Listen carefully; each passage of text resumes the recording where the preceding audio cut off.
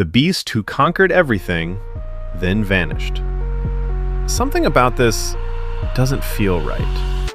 Brock Lesnar lost, left his boots in the ring, and walked away without a word. No goodbye, no reaction, just silence. And in this business, that only means one thing: retirement. But if that's true, then why does it feel like the story isn't over? Because right now, Paul Heyman is in danger.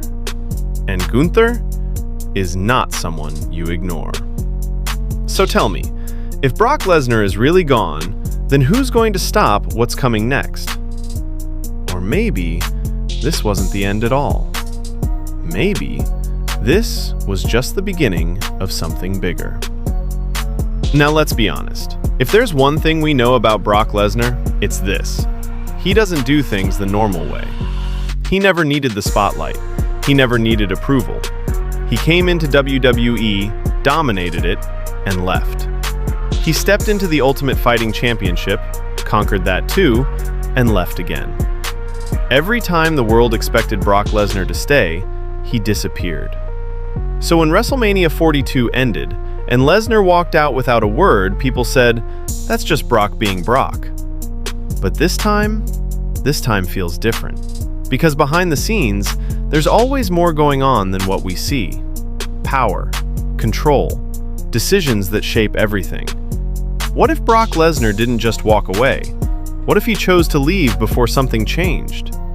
Or worse, what if WWE didn't need him anymore? This isn't just a retirement story. This is about legacy and how you protect it. Before all of this, before the titles, before the dominance, Brock Lesnar was already different. An NCAA Division I champion, a physical force unlike anything we'd seen. And when he stepped into WWE in 2002, he didn't climb the ladder. He broke it. Within months, he defeated The Rock and became the youngest WWE champion ever. That's not a rise, that's domination. But even then, you could tell, Brock Lesnar wasn't here for the long run. He was here to prove a point. And once he did, he left. While others stayed in the system, Brock Lesnar stepped into reality, the UFC. And once again, people doubted him. And once again, he proved them wrong, winning the heavyweight championship in just his fourth fight. Then what did he do? He walked away. Again. Until 2012, when he came back to WWE, not as a competitor, but as something bigger, a final boss. But here's where things got complicated. Brock Lesnar didn't show up every week. He didn't fight for approval. Yet, he dominated everyone. He destroyed John Cena in a way no one ever had. And fans started asking questions. Is this dominance? Or is this protection?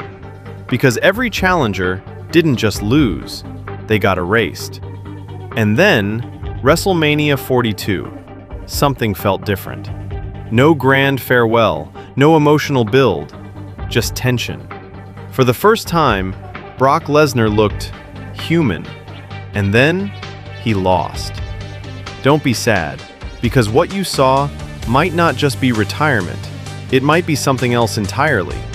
Yes, Brock Lesnar lost, not because he was weak, but because he was overconfident. And then came that moment, the gloves left behind, the boots in the ring. And in this business, that means one thing: retirement. But let me ask you something. What if that's not the full story?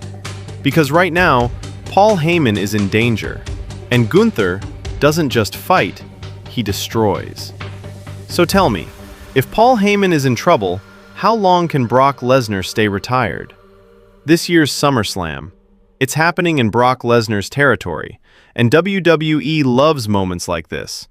So what if this isn't the end? What if it's a setup for one last war?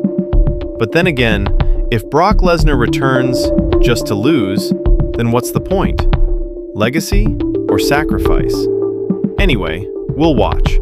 Because whatever happens next is going to matter. A lot. Oh wait, hold on. Because the truth goes deeper than that. Because the reality is, Brock Lesnar didn't retire like everyone else. He retired like a myth. No goodbye, no closure. Because Brock Lesnar was never part of the system. He controlled it. He dominated it. And then he left before it could take anything from him. And maybe that's why this doesn't feel like an ending. Because we never got a goodbye, just silence. And maybe that's exactly how Brock Lesnar wanted it.